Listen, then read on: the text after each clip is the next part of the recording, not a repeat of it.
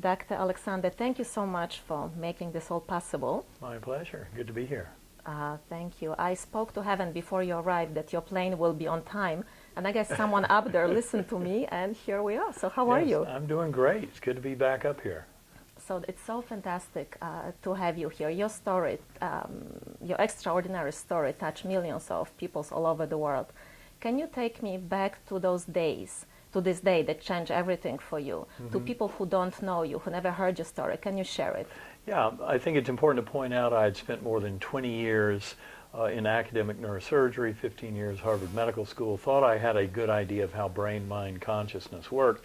And then at 4:30 in the morning, November 10th of 2008, I woke up with severe back pain, soon realized I had severe headache.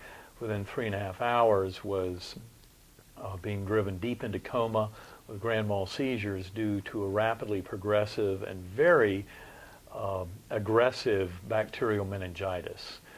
It turns out I was gone from this world for the next 7 days.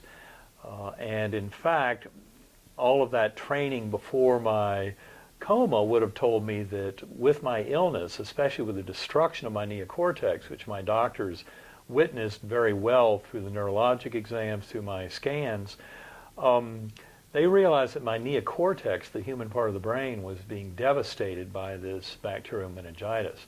And so it should have gotten rid of all but the most rudimentary of any kind of experience. According to our modern views, neuroscientific views of the brain and the neocortex, the part that makes us human, the outer part of the brain, that's the part that's most specifically attacked by bacterial meningitis, which really makes that kind of severe meningitis a perfect model for human death. Now it turns out that totally shocking to my prior self and to the belief of brain creates consciousness was what happened deep in coma.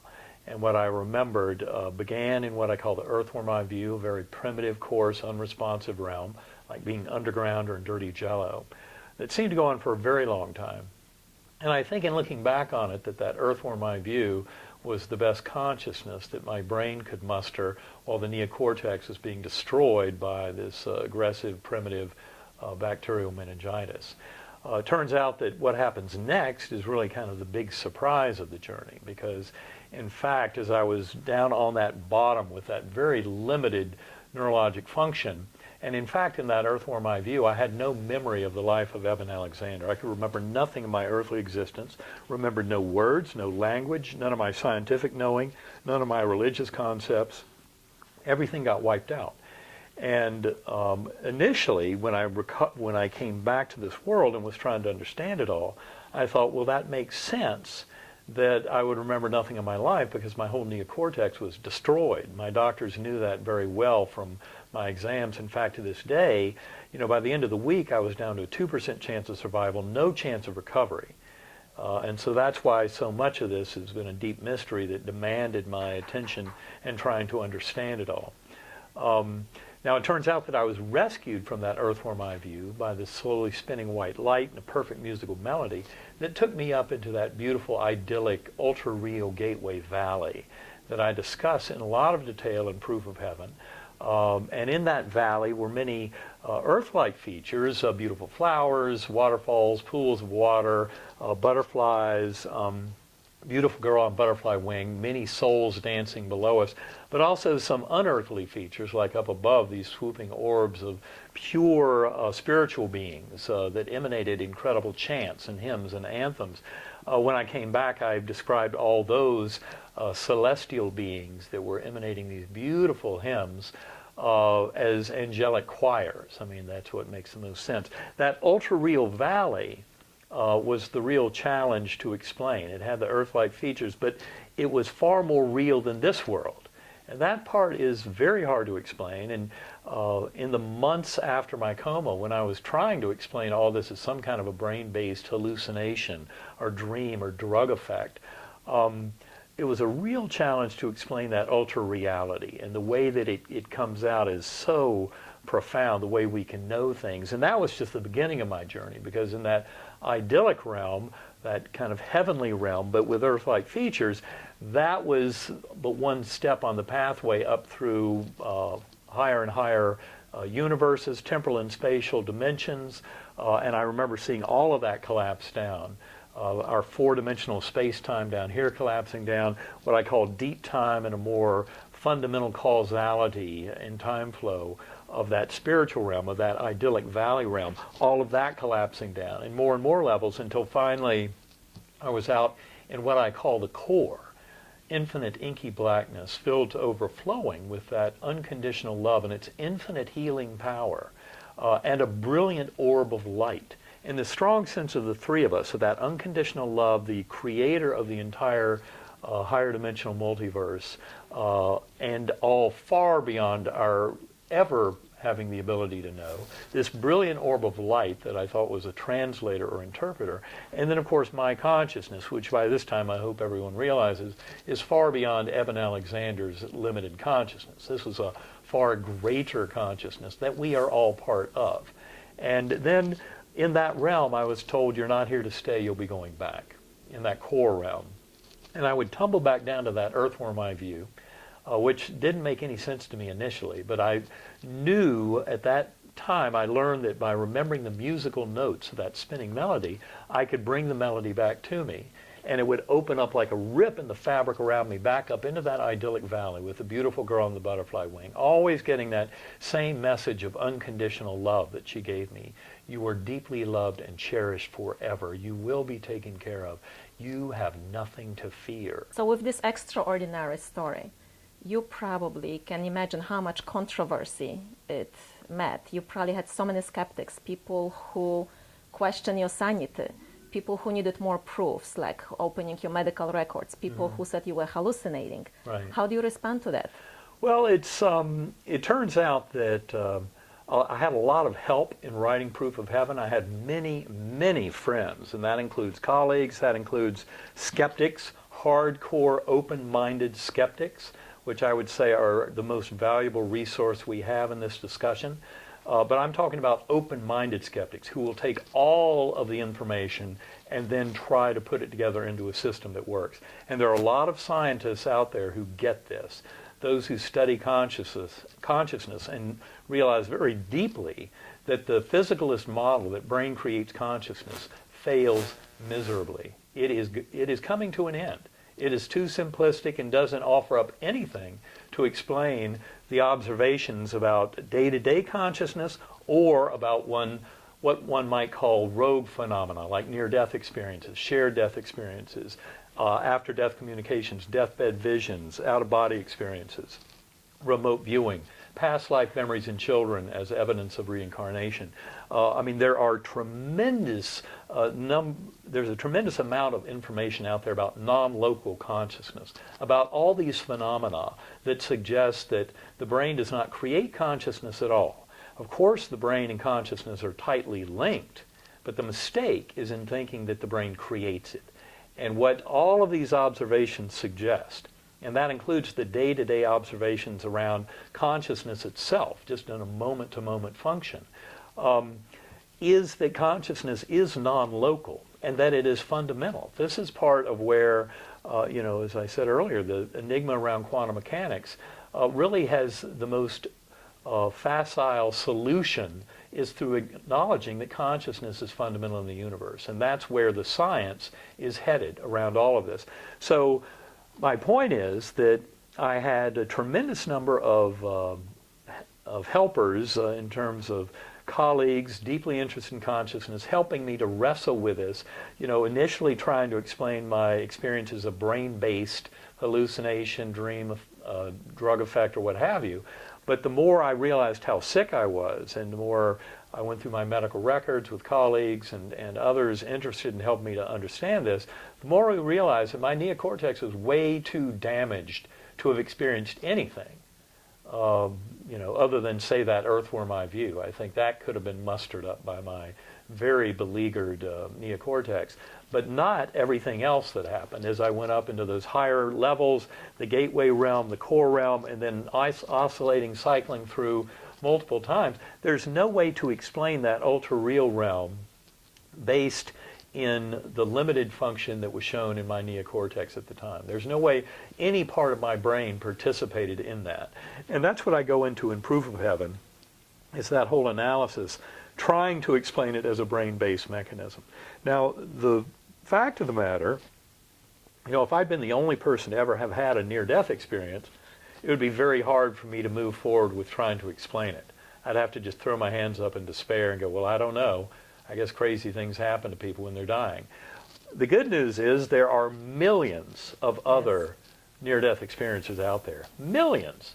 The vast majority of whom have come into being in the last 40 or 50 years, since doctors developed ways to resuscitate cardiac arrest patients.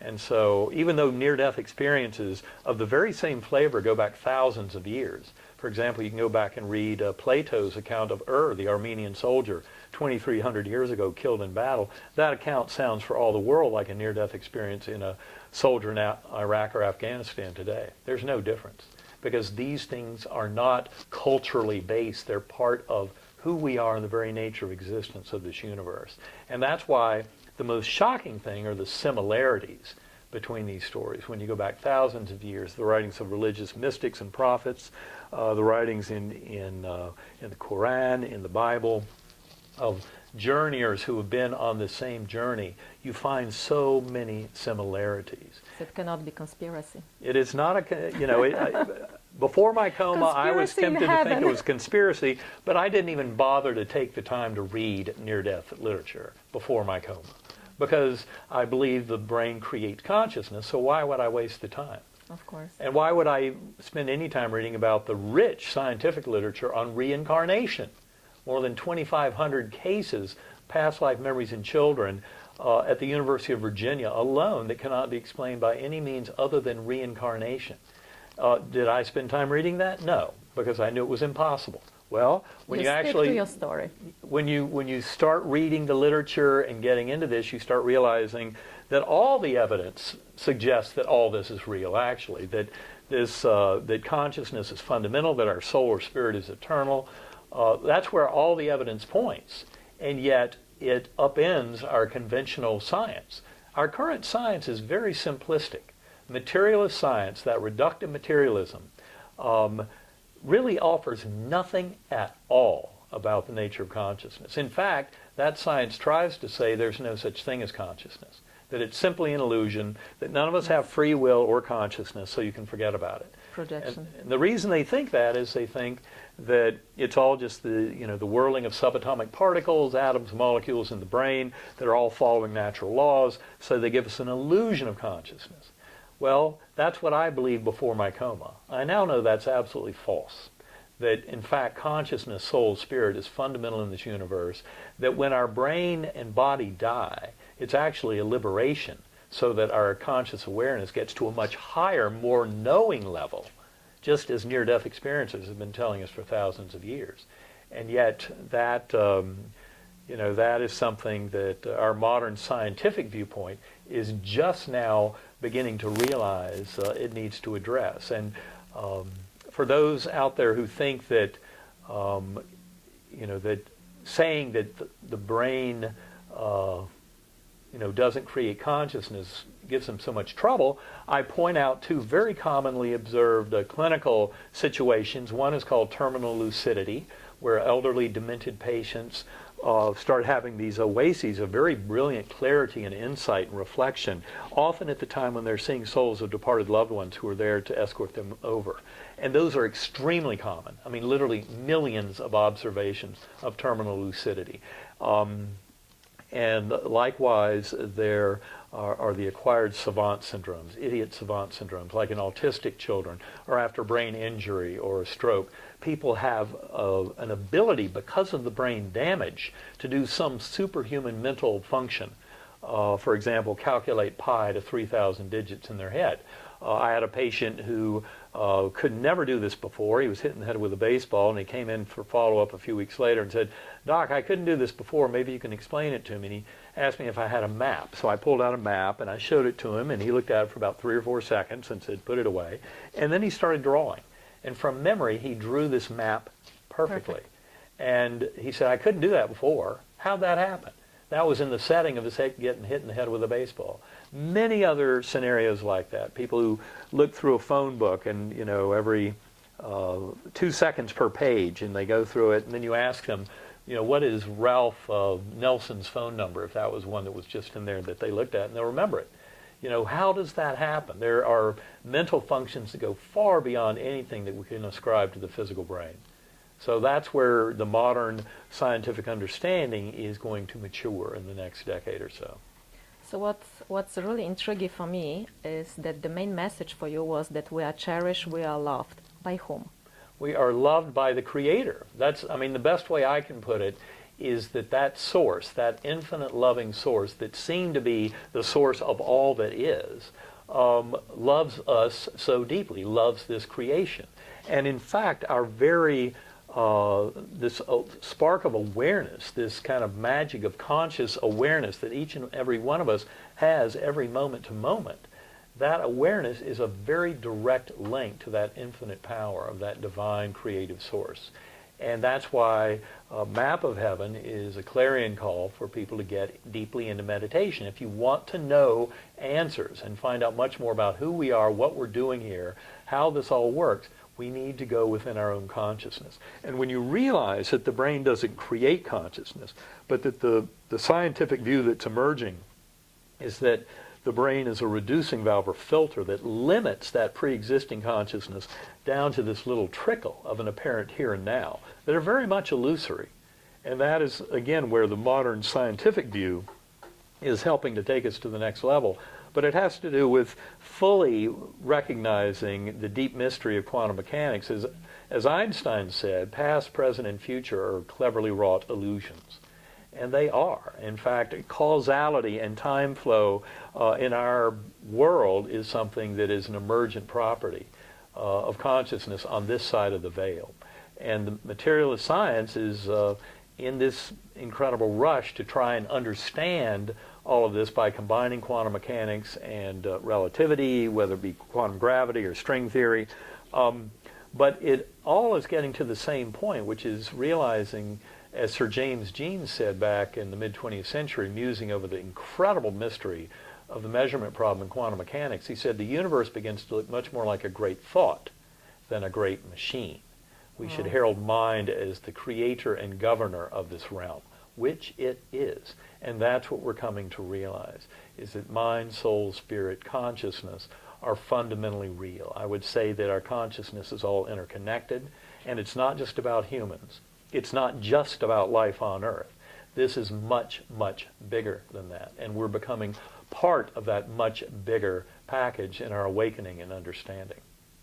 And in Map of Heaven, you said that you're still searching. What is it that you're still searching for?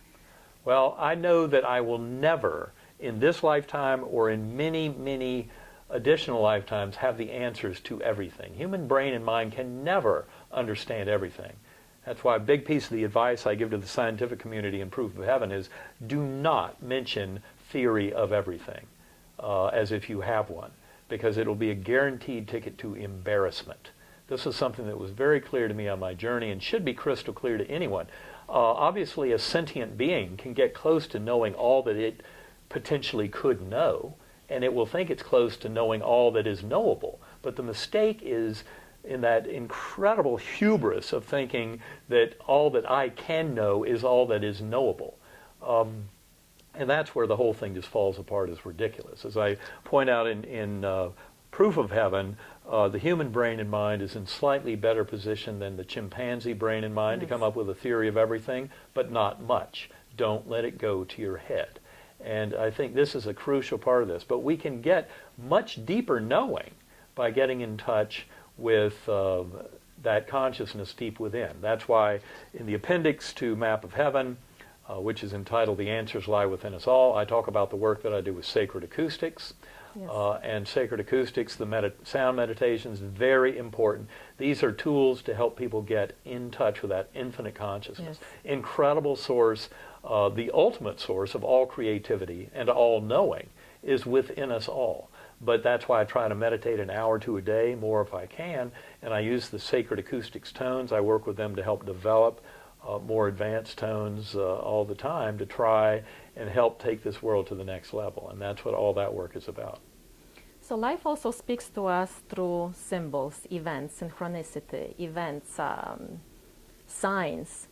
For instance, for me, I see white feathers everywhere, or each time I'm looking at my cell phone, I see 111, 222. I don't know if I should ignore it or if it's... No, pay attention. If I should pay attention? The messages are everywhere. What does it mean? How can we learn to pay more attention to notice those signs of synchronicity? I think it's just to be open.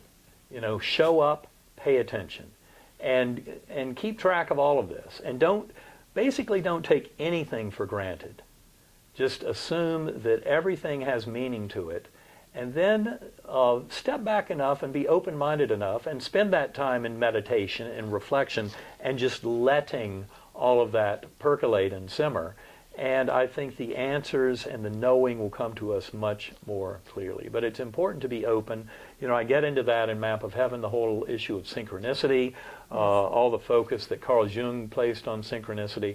And to me, it's a crucial part of getting to the meaning that we can all find in our existence here, as individuals, as soul groups, as nations, as ethnic groups, all of humanity and beyond. It's all about showing up, paying attention, and being aware of that meaning that is there. So talking about spirituality and science, you beautifully made that match in heaven between those two worlds. Like science says, like what you just mentioned, that thoughts, our emotions, they are illusion, they are projection. Only what's material, what we can see, that actually what exists. And I always was taught that it all starts with intention. Where the intention goes, energy floats, and it manifests itself with the desired outcome. It's like a flame sparkle that goes into flames. And how can we distinguish what's real, what's unreal, and get the best out of two worlds? Well, I feel that the best way to distinguish that is really to go within. We can get tremendous insight and guidance from within, deep within our consciousness. Now, important to point out, the little voice in our head, the little rational voice, logical thinking voice, right here in my temporal lobe dominant hemisphere, that little voice is not consciousness, okay? Very clear to me now. I might have tried to argue before my coma that is, the pinnacle of consciousness, but it is not. It's a little more than a parlor trick. In fact, when I go deep into meditation, the first thing I do is I let that little voice state an intention, make a request, offer up some gratitude, and then it goes into timeout, because there is far greater wisdom within that infinite consciousness. And that little logical voice is not my friend. It is way too tightly tied to ego and to self. That little voice in my head, by being attached to ego and concepts of self, it uses those tools that ego uses, mainly fear and anxiety. Fear about the future, anxiety about the past. And that's why that little voice in the head is not really your friend in getting to deeper truth and answers. And that's why the meditation is so important. But I feel that to try and get a deeper concept of truth and to know what is real and how do I separate out what is just imagined versus what is really fundamentally knowing, I can do in those meditative states and get to, it's really also appreciating the power of love, of that unconditional love. And of course that phrase gets thrown around a lot. And in that sense, like any other words, it loses its meaning. And it's important to understand that unconditional love has infinite power to heal. And that's how we can all use exactly that power. Okay? Okay, so if I open my Google Maps and type heaven, what would be the best and fastest directions for my GPS to get me there? Well, you're not going to find it in the physical universe at all. It does. Damn it. It is right where we are. Heaven is right here. That's why so many of the stories that I get from people are, a deathbed story where someone witnessed, like especially in a shared death experience, and I hear them every month or so. I hear incredible shared death, which are fantastic stories, because they're of a bystander, not of the person who's dying, but of a bystander who's there with the loved one, and the bystander soul gets sucked along on the journey, even to the point of seeing a full-blown life review.